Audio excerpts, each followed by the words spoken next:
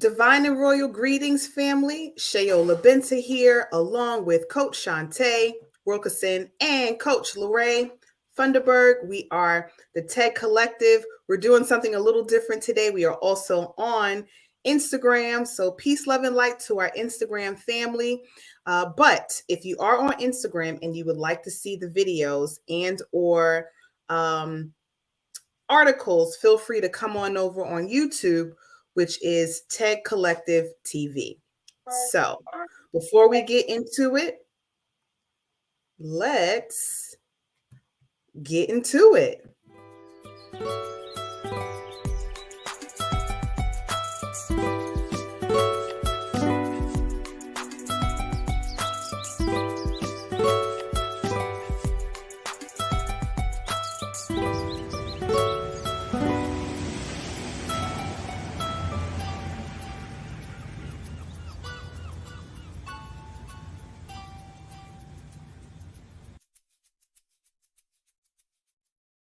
All right, we are here in the place to be, and I believe this is episode 23, and we are discussing whether or not the healthcare system is good for melanated people. Now, we like to, give way to the person or persons that have come up with our themes for our build through broadcast. So I am going to yield the mic to Coach Shantae to ask, Coach Shantae, why did you choose this topic for us today? Well, Coach Shale, I'm glad you asked. But in all seriousness, this is a subject that really has been coming up a lot in personal spaces, just observing um, the way that people of color are treated in medical spaces, and also people of color in my family, and Hmm. also just looking at how the standards for various tests are put together. They don't take into account the differences in physiology amongst the various races of people. And I know we all, want to say there's only one race, the human race, but we have different racial and ethnic groups of people on the planet that have different physiological makeup. So when we look at our Western medical um, system, it is geared mainly toward white and white male subjects. So when you go in as a melanated woman, they're looking at your numbers as if they were looking at the numbers for what a white individual, a white male or white female, would be um, normal for them. And that can Hmm. cause a lot of issues, misdiagnoses, people not able to get organs and things that they need because they're not on the threshold that the medical practitioners say that they need to be on. On the other Hmm. side that I mentioned, I've observed doctors who, when they have patients come in that don't look like them, they rush them in and rush them out. They don't really take the time to hear them out or to really get a clear understanding of what they need. They don't really give them any type of medical examination. At least two occasions that come to mind that I can think of, I've been in an appointment with a family member, and the doctor came in the room, said a few words, did not even touch them. There was no physical touch at any point of their examination, and they Hmm. prescribed medications and gave them whatever it was that they felt was going to address the issue, but they didn't actually take the time to see my relative as Wow. actual people. Hmm. And on one of those occasions, I had a relative that had gone in to seek treatment because he had several swollen lymph nodes from behind his ear down his neck, about right here into his chest, and then all Hmm. of this. So all of this entire area was inflamed. It was hard to the Hmm. I touched it. Hmm. And the triage nurse in the emergency room palpated it, and that was it. The actual Hmm. person did the medical exam and prescribed him, the antibiotics and whatnot, essentially just came in the room, and their solution was take these antibiotics and see if you feel better, and make sure you throw away your toothbrush. It was very dismissive and very just like, well, if you took better care of your oral hygiene, you wouldn't be having this type of problem. And then to compound that, they gave him these antibiotics and didn't advise him to also take probiotics along with it. So if you are going in to see a medical professional and you're not Caucasian and you don't know what questions to ask, you're going to get run over, and your body is going to suffer from it, because most people are not going to think to ask, well, do I need to take some type of prebiotics or probiotics along with this to balance out my gut flora and to make sure that I don't kill off all the bacteria in my body? If you're not aware that question needs to be asked, or if that's even a thing, you're going to become resistant to antibiotics. Your body is going to be off balance, and you're going to have a lot of issues. So that was the basis for the concept of this subject of how is modern medicine for melanated people. And the flip side to that question for me is, if the answer to that question is no, then what is? And that's where we come in, and we can get into that a little bit later. But that's why I chose or put this particular subject on the list of things we could discuss. Very, very, very, I was going to say very good to hear the reason why, but very like, to hear the reason why.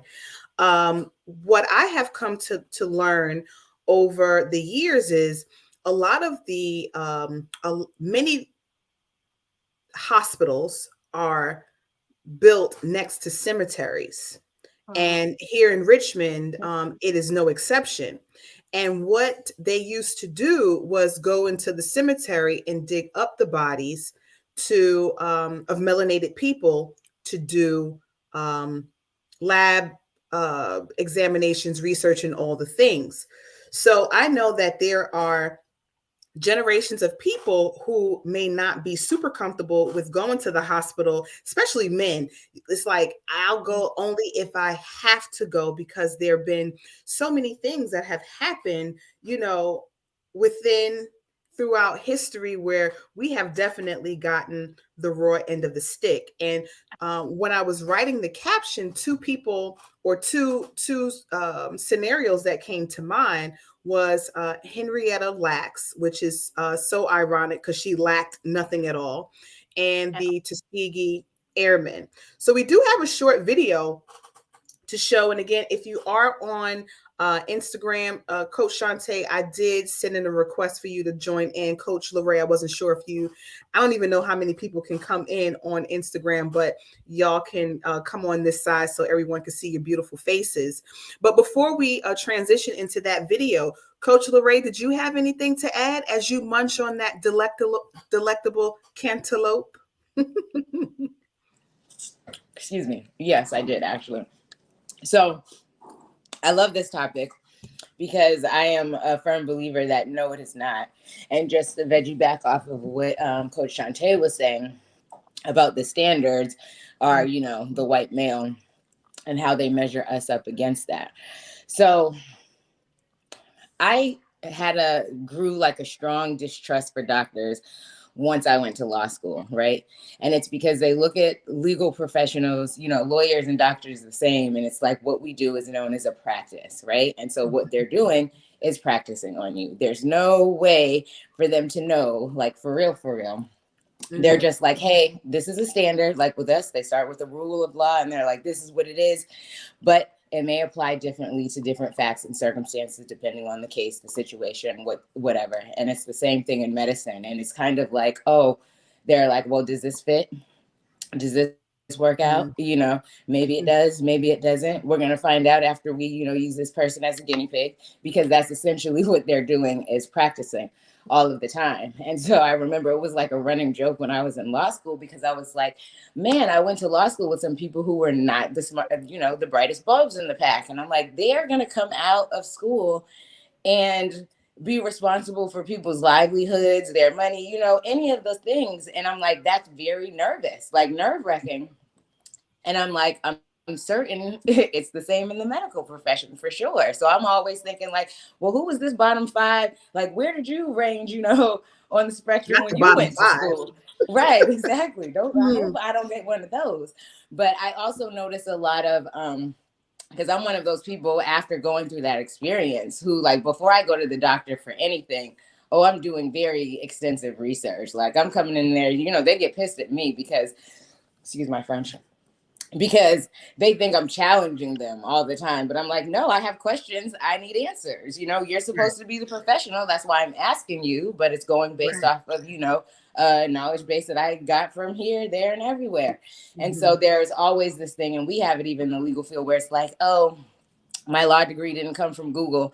And so it's one of those things where, you know, the doctors will say the same thing to you too, because it's like, oh, you want to challenge me based off of something you found on the internet? And I'm like, listen, yes, actually I do, because Actually, I do. yes, because there are a lot of people out here, some of which are also doctors and professionals who are putting information out. So like, I Mhm. want to compare and contrast, and I want you to answer me and see, you know, what you have to offer, so I can decide for me personally, you know, what I believe.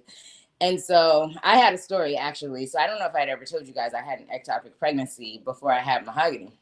And Mm. so um, I remember going to the doctor because my period didn't come, and I took a pregnancy test, boom, pregnant. But I was spotting, right? And so I didn't know that was my second child. Well, it was going to be my second child, but I didn't know.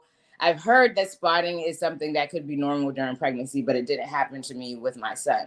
So when I Mm. went in, they're telling me all the things like, yeah, you know, based off of when my miss period was and blah, blah, like it's really early. We'll run a test, but, you know, probably nothing's going to show up because it's super early, blah. I'm like, okay, Mm. bet. So we go in, they do the transvaginal ultrasound, come back afterwards, and then they tell me immediately, like, oh, you're having an ectopic pregnancy. And I'm like, how do Mm. you know that? And they're like, well, because we didn't see anything on the ultrasound. I'm like, but you actually told me before I went into the ultrasound that it was very unlikely that you were going to see something because of how Mm. early I was. And so they're like, no, I mean, I'm like, okay, so we're gonna go get a second opinion, you know, because we're gonna, and I go see another doctor, and they're like, no, we don't see anything that's, you know, alarming or what have you at this moment. But I did continue to bleed, so I was kind of like, eh. Long story short, it did end up being an ectopic, but it was one in which they couldn't find the fetus. And so it wasn't like in my tubes, it wasn't wherever I guess they normally are. And so they basically told me that, hey, you know, we can go on a like pretty much an expedition in your reproductive organs, and we'd have to, you know, slice things open here, there, and everywhere to try to figure out where this fetus is. Mm. Um, or and which would cause more issues, right? So if they're like, if you ever think you want to have kids moving forward, like this is not the way to go because we might mess some stuff up pretty much. And so then Mm. they were like, oh, we can give you a DNC. I'm like, why would you give me a DNC if you can't find a fetus in the uterus? So you would just be in Right. there scraping for no reason. And then the alternative was chemotherapy. And Mm. so at that point, I was like, oh, you know what? Actually, I'm going to just go home. I'm going to wait. You said, you know, I'll get pain or something because I wasn't experiencing any symptoms. I'll Mhm. wait. We'll figure it out. If I start feeling pain, then y'all will know where to find this, where to Mhm. find this baby. And Mhm. so they're calling me for like days because they're like, no, ma'am, you can't play with your life like this. Like people die from ectopic pregnancies, you know, blah, blah, blah. And of course, I've got, you know, my baby's father in my ear and my mother in my ear and everybody who's just like, oh, no, you got to just listen to what the doctor said. They That's, said that's what it yeah. is. Like, you Yeah. know, do it. And so then I let them manage to scare me, you know, enough to actually go ahead with the chemotherapy. Mm. So I do it. They're like, okay, we have to test you like for every couple of days to see if your HCG levels drop a certain amount. So I'm going to the doctors, doing all the testing. And whatever day that I went in for testing, they were like, hey, your levels didn't drop enough. So they were like, we're going to have to send you back to the ER to get more chemotherapy. And I'm like, absolutely not. I Mhm. started bleeding after y'all gave me the shot. Like something is happening. Like we just gonna wait it out. And so they're like, no, the levels are supposed to drop to a certain amount. It didn't drop to this amount, blah, blah. And I'm like, no. They're like, well, I'm like, well, what's the worst that can happen? You know, like based on what's happening. They're like, well, we don't have any data, you know, where people refuse the chemotherapy a second time if it didn't work the first time. And I was like, well, I'm gonna be your data then, because I'm not going back to the hospital to get another shot of chemotherapy. And so then as I'm listening to the doctor, I realized, because he was saying they were supposed to test me on like the third and fifth day or something, whatever day it was, they messed up the days. And so I'm like, it's not even the fifth day. I'm like, you brought me in on the fourth day or whatever. And so they're like, oh, okay. So now you come back tomorrow, and I come back tomorrow, the levels dropped to where they were supposed to. But I'm like, now if I had just sat there and listened to what they were saying and went back to the doctor to get this chemo shot, and I'm like, how did y'all mess that up? Like, why was I the one to have to catch that you're testing me on the wrong days and you're just adamant? Like, and then they had the nerve to bring the Black obstetrician in there on me, because they were like, they were probably thinking like, oh, trust issues, she's not fooling with us, because it was a white male doctor. And I'm like, no, absolutely not. And I was like, y'all think this is a game? Like, you're gonna bring this Black woman in here to try to talk me butter into you some up. stuff, like just because, like, I'm Right. like, no, she's not convincing me either. Right. She's not Right. convincing me either. It's not happening. But it was when she came in, because she did explain a little bit more, because she was the one who said the thing about the days. And that's when I figured it out. Like, oh no, y'all are wrong. But Yeah. that's just my little story. But that definitely don't trust them, and definitely feel like I said, that they're definitely going based off of this one, you know, dummy that's not us. We don't Right. fit the mold. So As you're explaining, we're getting some feedback here on Instagram. Thank y'all so much for commenting here on Facebook as well. You know, something similar happened to me, and I foolishly went through with those chemo shots. And methotrexate is what it was called. And they told me, like, you know, we can see that you are indeed pregnant, but we cannot find the fetus, right? So your hormone levels are at a certain, you know, the hormone levels indicate pregnancy, but we can't find the fetus. So what they wanted me to do was come back, you know, I think I had to go back like 4 days in a row for testing. And each time they gave me this shot, OMG. Not only did the needle hurt, but the methotrexate itself was so, y'all, it was painful. And I would never, ever forget it. Shout out to my client back in the day who was with me. I was feeling so much pain. 2 days in a row now with the same client, same time. That second day, she was like, I think you need to go to the hospital. And I'm like, no. I think I'll be all right. And plus, you can't drive my car. She was like, I don't care about none of that. I'm taking you to the hospital. Got to the hospital. They did an ultrasound, and they're like, we need to get you to your doctor immediately, because they were like, you see all of this black area here? This is blood. When I went to the other hospital, they told me that I had an ectopic pregnancy and they had to perform surgery immediately, which they did. Now, my doctor, she knew, you know, just how I was in terms of, she wasn't able to be there for the surgery, but she was just like, you know, go ahead and do what you have to do. Long story short, she came in the day after my surgery, and she showed me the picture of my fallopian tube, which was completely ripped to shreds. And she was like, I just wanted you to see this because I knew that you were going to have questions, but there was no way that we would have been able to save the baby or this tube. But I just know they offered me a DNC as well. And I didn't want to do the DNC because I didn't want them scraping around either. But I just wasn't knowledgeable enough about this methotrexate, y'all. So, you know, they had to end up taking the whole tube and all the things. And I just wonder if I wasn't melanated, would my treatment would it have been different? Would that have been the first thing that they would have offered? And if I'm just grateful to have grown from my ignorant state where, you know, you might be skeptical, but you still put so much trust in the medical system. And then, you know, no shade to anyone who is a healthcare professional, but it's just like, okay, are you doing all the things for you as well? Are you taking care of you, or is this just your profession and it goes no further than that? So, I mean, I know that we all have stories for days, you know, family is as well, you know, just as it relates to all of the things, you know, it's like a healthcare racism. And I know, you know, I'm not talking about prejudices, y'all. I'm not talking about prejudice. Prejudice and racism are two different things. And racism definitely is an institution. It's also an institution that breeds a certain mindset. So again, for those of you who are on Instagram, if you want to see this 8-minute video on Henrietta Lacks, feel free to come over to our YouTube channel, Tech Collective TV, and we're going to get into this. So before I share this, anyone have anything else that they would like to share? It is indeed terrifying. It is. Yeah. No, I was just going to say, you can probably drop the link in the Instagram chat for so that they video. can go to it easily. I think it's in there. Yeah, maybe. Oh, I could be lying. For the YouTube. You know, Shantae is on it.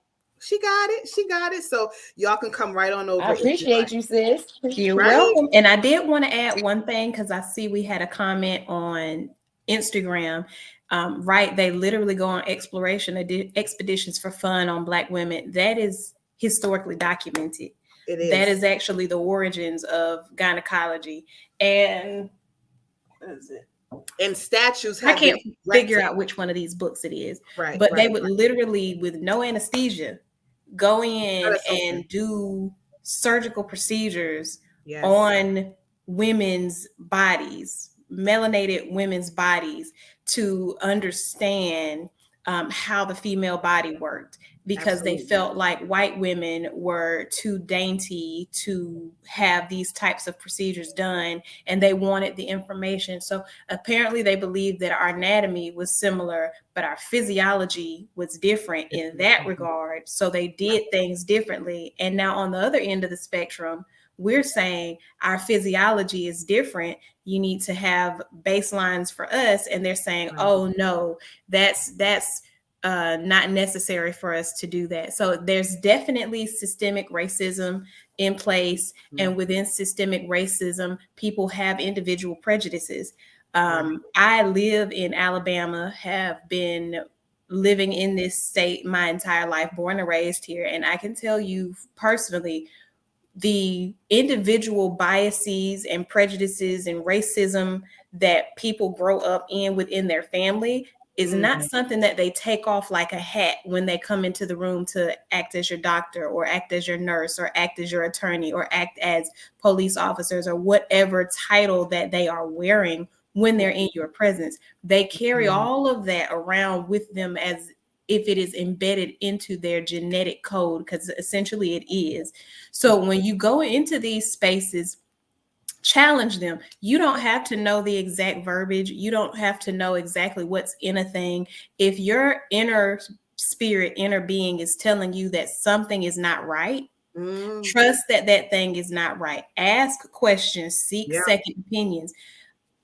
Yes, it is. This one right here. We had another comment that came in. Medical Apartheid by Harriet Washington is a good resource to understand some of the traumas of melanated people and the medical system.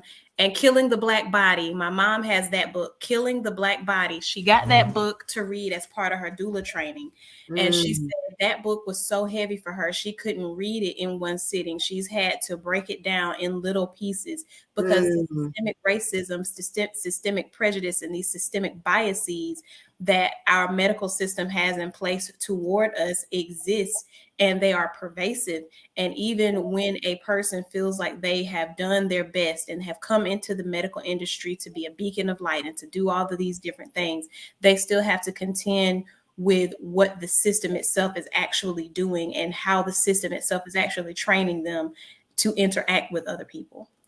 And that's so crazy because it really is, it's a training, it's a conditioning of the mind. I just want to say shout out to Chocolate is what we call her, one of my sister friends here in Richmond, Virginia. We thank you so much.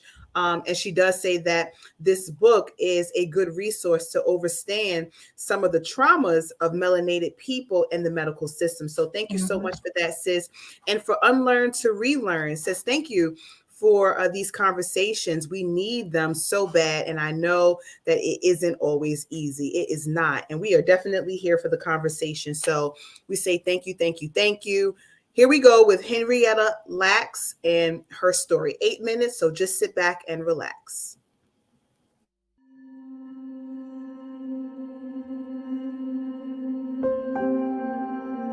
Henrietta Lacks was a sort of poor Black tobacco farmer who grew up in Southern Virginia.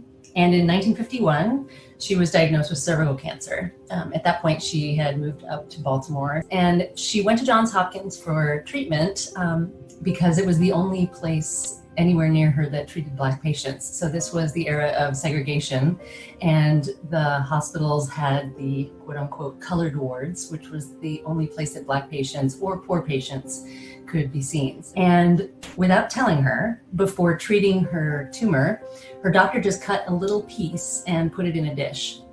And he sent that down the hall to George Guy, who was the head of tissue culture research at Hopkins. And George Guy had been trying to grow human cells outside of the body for decades, and it had never worked. And for reasons that remained a mystery, Henrietta's cells just never died. So they started doubling their numbers every 24 hours. They went from like 1 dish to 2 to 4 to 8 to 16, and then just sort of pretty quickly took over the lab. And George Guy started calling his colleagues and saying, I think I have the first immortal human cell line, which is what they're called, which means they'll just grow and divide forever. And in response, his colleagues all said, great, can we have some? Because there'd been this enormous effort to grow cells outside the body for 100 years, because we really didn't know a lot about cells at that point. And in response to all of his colleagues asking for them, George Guy sent them to anyone who wanted to use them for research. And they spread around the world this way really fast. And they were one of the most important things that happened to medicine. They were used to help create the polio vaccine. They went up in the first space missions to see what would happen to human cells in zero gravity. They were used to create our most important cancer medications like vincristine and tamoxifen. Her cells were the first ever cloned, her genes some of the first ever mapped. They were used to help develop in vitro fertilization. Basically, almost all of the vaccines we take today can be traced back to research with her cells. There isn't a person out there who hasn't benefited from research on her cells. The surprising tenacity of her cancer cells, which made them so important to medical research, also ultimately took her life. Henrietta Lacks died in October 1951, at the age of 31. As her cells were taken without her knowledge, in an era before the concept of informed consent existed, Henrietta died never knowing how important her cells would be. Even her family didn't learn of the true extent of her legacy until science writer Rebecca Skloot began working with Henrietta's daughter Deborah to uncover the truth almost 5 decades later. Rebecca, she worked hand in hand with my mother, Deborah Lacks. They went on journeys to Clover, Virginia, to talk to family members. They did a lot of work together. They hit the road a lot. They put a lot of miles on their cars. My mom was 2 years old when Henrietta passed away. So she never knew her mother. As Deborah learned about these things, there's so much mixed emotion in it, because on the one hand, look at all this incredible stuff my mother did for science and for the world. That gave her a level of peace with her mother's death that she had wanted her entire life. At the same time, there was a lot of anger about the fact that everyone has benefited from these cells except her family. This information was out there for so many years, and the family was not even aware of Henrietta's, that they had taken cells from Henrietta Lacks, and these cells have been used all over the world by scientists, labs, researchers, and millions of dollars have been made, and you still have the family struggling with basic health care. we got to recognize the past, but kind of like move forward and move in a positive direction to make sure that this doesn't happen again to our family or anybody else's family. And the Lacks family is making sure that we continue to move forward to honor and preserve her legacy and speak about her life. So they collaborated with the NIH and formed what's known as the Gila Genome Committee, where a few members of the Lacks family and a group of scientists sit on this committee, and anyone who wants to do research with the Henrietta's genome have to put in an application that is reviewed by members of the family and the NIH scientists. There's just, it was unprecedented. There's never been a moment like that where research, quote unquote, research subjects were a part of the decision-making mechanism of science. The family now has a seat at the table. So instead of us being the last to know, we will be the first to know.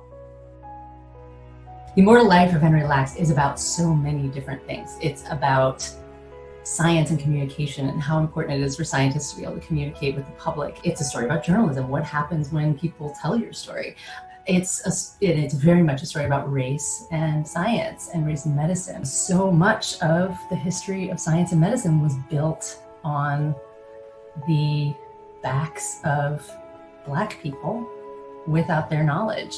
And so it's so important that Henrietta's story be told as part of that history.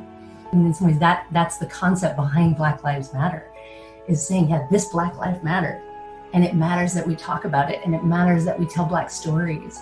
And look at what can happen when we try to kind of squash those stories. It has generations of impact. This year marks the 100th anniversary of Henrietta's birth, and her incredible immortal cells continue to be more important than ever. With the outbreak of the COVID-19 pandemic, the HeLa cells were at the forefront of the early research which helped to shape our understanding of the virus.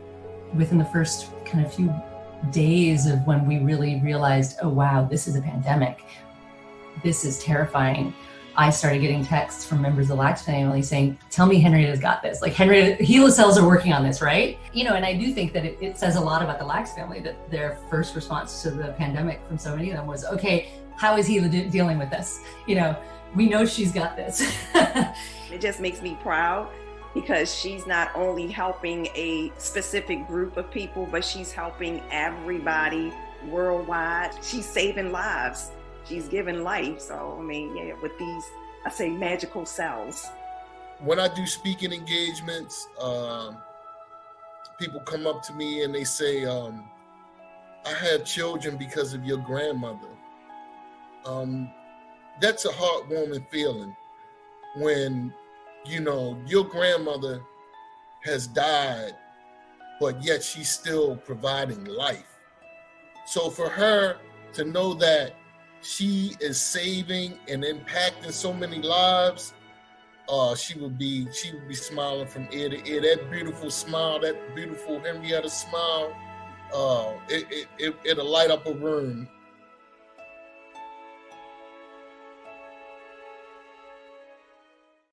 It'll light up a room.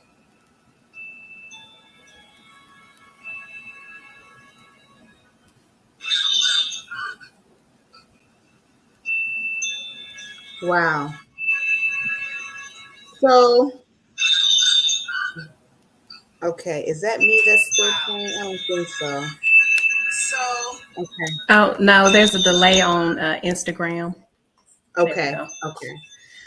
All right. So thank you to those who are on Instagram who can't necessarily see the video, but can definitely hear it, I hope.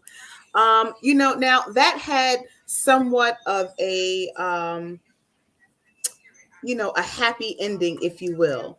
But we think about all of the families who, first of all, let's just give Mother Henrietta Lacks her due, in our own way, because one of the statements that were made was, there isn't a person out there in the world who has not benefited from these cells. So we are grateful that her legacy, her cells literally live on, and we are immortal. And the only way for us to really dive into that is to make sure that we are taking care of ourselves and not putting our health care solely in the hands of doctors. Now, Coach Shantae, there was a question that you asked: does modern medicine benefit us? And it can. I believe that technology is designed to push, evolve humanity forward. But when it's in the hands of malicious people, greedy people, that's when it differs. We should be able to take advantage of technology and its advancements without being preyed on. Another Absolutely. takeaway that I had was that this too, science is built on the backs of Black people, like so many other things in the world, and we rarely get credit for it. We're told, well, better care of yourself, pull yourself up by the bootstraps. It's just like, well, if you stop stealing my boots, maybe I'll be able to, maybe I'll be able to do that. So we have just a few moments remaining for this TED Collective Built Through broadcast. Any one of you want to share anything with the lovely folks out there in social media land? Well, go ahead, Lorraine. Yeah, I was gonna say, just to veggie back off what you were saying, it's like not even just the credit. Like, okay, you definitely steal all of our stuff. We know that that's a thing, but it was like that statement that the granddaughter was making, which was really powerful. Was like, this has helped everybody except for us, like our family. Like, how did we get skipped over when we're the ones who are creating opportunities and saving lives for other people everywhere? And it's like we don't even have basic health care. So I'm like, that's just really, really unfortunate. Yeah, really unfortunate. Really unfortunate. Absolutely. But I think that times are changing because we're not just willing to take anything anymore. Like my mom used to say this saying, you can't sell me sugar honey iced tea and tell me that it's pudding. And that's where we are. Like, no, we're just not going to tolerate anything because you said. And just to even know, in our reading, a lot of the science really only got to level 1. There's so many other things that they haven't even explored yet. And, we take their word as bond when they oftentimes have shown themselves not to be trustworthy. Coach Shantae, anything to close us out? Yes, because nobody could hear the last thing I said. So okay. I just wanted to point this book out once again, Medical Apartheid. This was one of the books that I picked up that's on my to read list, and I just flipped it open. And the first chapter that I landed on is chapter 15, Aberrant Wars, American Bioterrorism Targets Blacks.